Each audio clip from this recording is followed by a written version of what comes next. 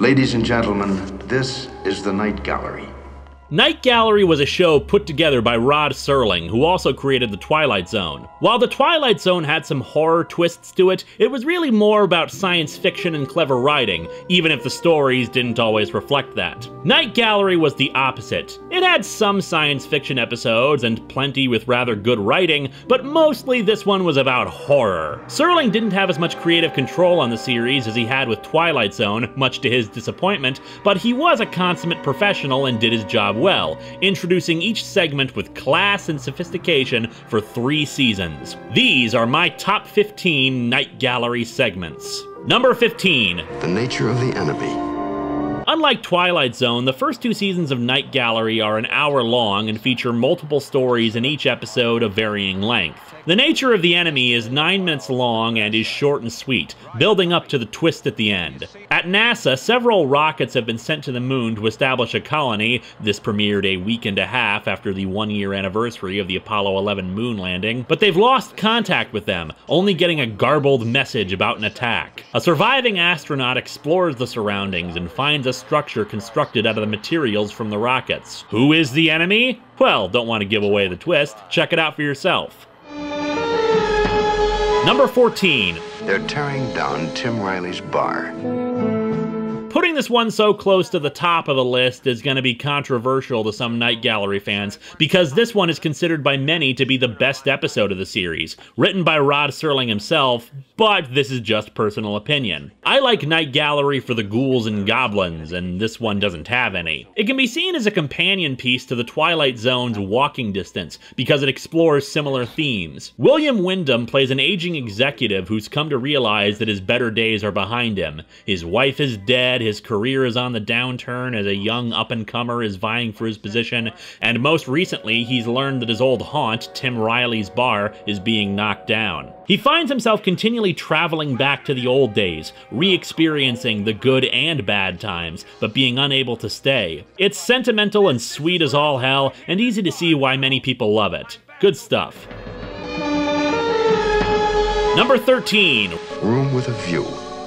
Another short and sweet one. An aging, sickly man has a conversation with a nurse looking after him, played by Diane Keaton. It's jovial and good-natured, but the mood sours quickly when the man's beautiful wife comes in, feigning concern for his health even though clearly she just married him for his money. The man and nurse talk mostly about the nurse's love life with a mechanic who also works for them, and how her jealousy sometimes gets the better of her, much as she wouldn't want it to. And the man? Well, he doesn't have much he can do except watch people out his window. Oh, and the things he sees his wife doing with the poor nurse's boyfriend. Oh, by the way, nurse, I have this gun I keep for self-defense. Do you mind taking it to your boyfriend to have it cleaned? Thanks. Number 12. The Miracle at Camafeo.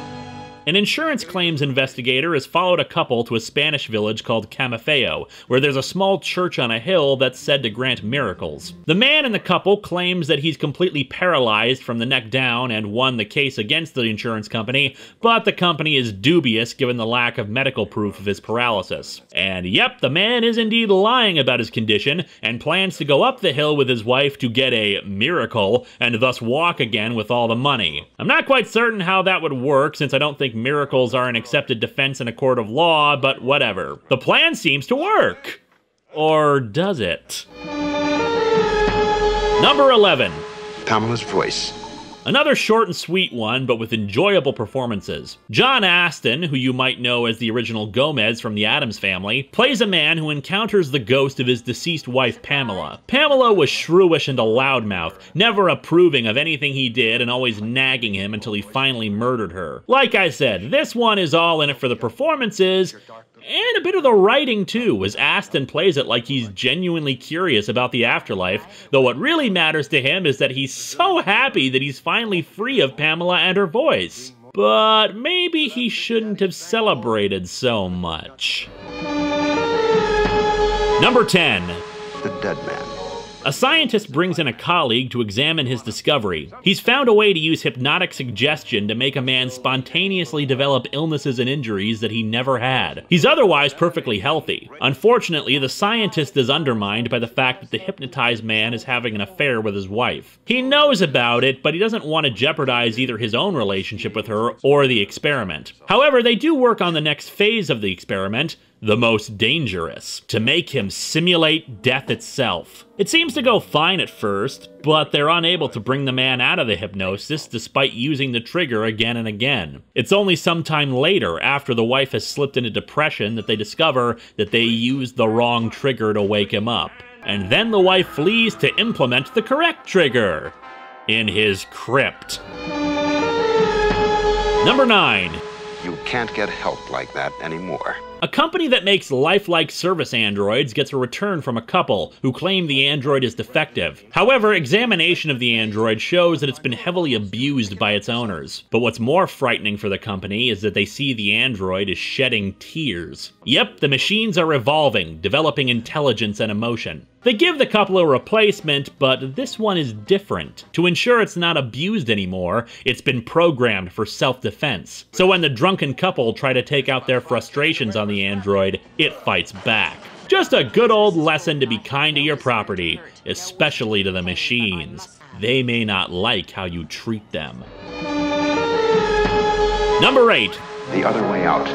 This one was made for the 3rd season, where things started to go downhill. The stories are just not as good, sadly. Lots of boring love stories with slight supernatural overtones or twists you see coming a mile away as soon as the stories start, but they drag on for a half hour. Yep, the stories got reduced from an hour to a half hour, and there's only like 1 or 2 episodes that have a quick 2-minute short story at the end. Otherwise, it's 1 episode, 1 story. A man returning from a vacation with his wife discovers letters for him warning him that they know he killed a go-go dancer he had been having an affair with. It seems like the person who knows it is just trying to extort money out of him, but in reality, it's the woman's grandfather, who promises that Sonny is going to be coming by soon to see the man die. What's great about this is that the grandfather, played by Burl Ives, doesn't really threaten him all that much. Sure, he takes the guy's gun away, but otherwise he lets the man just fall into his own trap by simply saying that there's another way out of the locked mansion,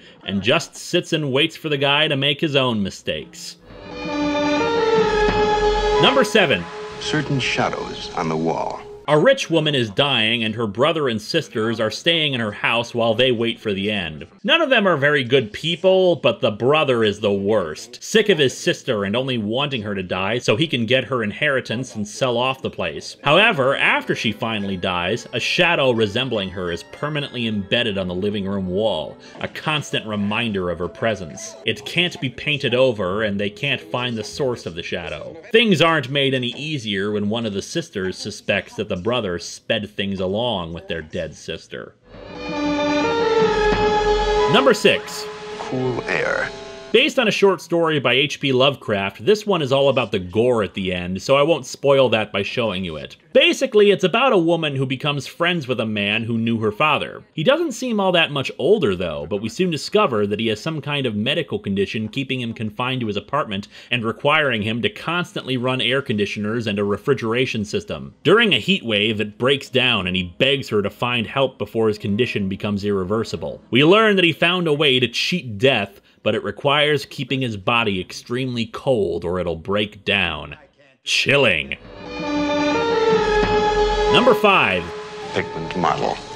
Another H.P. Lovecraft story, this one with a few more liberties taken with it, but keeping the overall story. Pickman is a painter who teaches a lot of young women about realistic artwork, but he's known for bizarre, gruesome artwork that he's made. He's fired from his teaching position because of the disturbing paintings, and a woman falls in love with him, wanting to get closer to him, but he keeps trying to push her away, and we soon find out why. The bizarre creatures in his paintings are not the product of his imagination, but they're very much real and they're very much murderous for anyone who finds out about them. Number 4. The Flip Side of Satan. In a one-man performance, Artie Johnson plays a radio DJ who moves to a small town to work at the station. He's trying to be cool and hip while on the air, but the station has pre-selected music that he has to play, and it's either gothic pipe organ music or surreal demonic sounds. While the music plays, we get his backstory when he calls up his friends to complain about working there, in particular about having an affair with a friend's ailing wife, and how he may have driven the poor woman to suicide. It's left ambiguous on whether he really did or not, but it doesn't matter because the station doesn't seem to want to let him leave. Number 3. The cemetery. The Cemetery is the very first episode. Well, I say episode, but it was actually the first segment of the pilot movie for Night Gallery, including 2 others, one of which was the directing debut for Steven Spielberg and had Jane Crawford as the main star. I'm not that fond of it myself, much preferring this one. Roddy McDowall plays a spoiled nephew to an old rich man who recently had a stroke. He's otherwise healthy, but he has to be kept away from breezes and cool air. And when McDowall learns that he's going to inherit the man's fortune, he makes sure to leave the window open for him. And he's always insulting the butler, Portafoy, played by Ossie Davis, just because he's an asshole. However, his tune starts to change when he sees a painting made by his uncle of the cemetery next to the house continually change, showing a coffin rising up and its occupant leaving. It's a great start to the series, especially when it has a double twist ending. Number 2. A question of fear.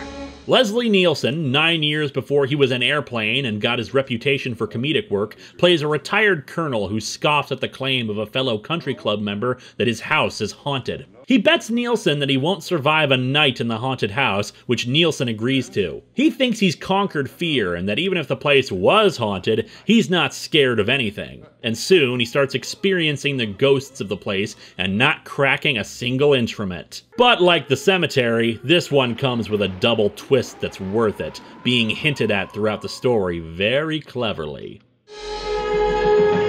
And my number 1 favorite Night Gallery segment is Midnight Never Ends.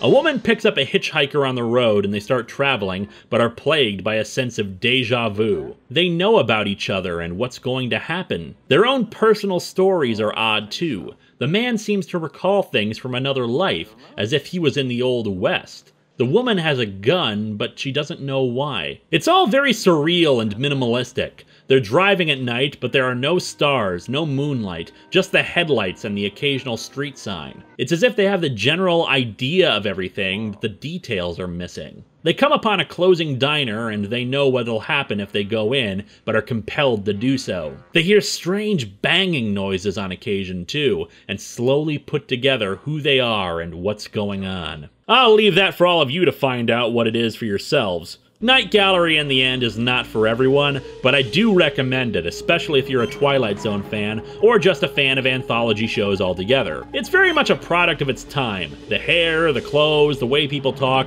it's all 1970s from start to finish. Check it out for yourselves. Or, if you want to see me showcase some more horror stuff, check out Long Box of the Damned, starting October 1st.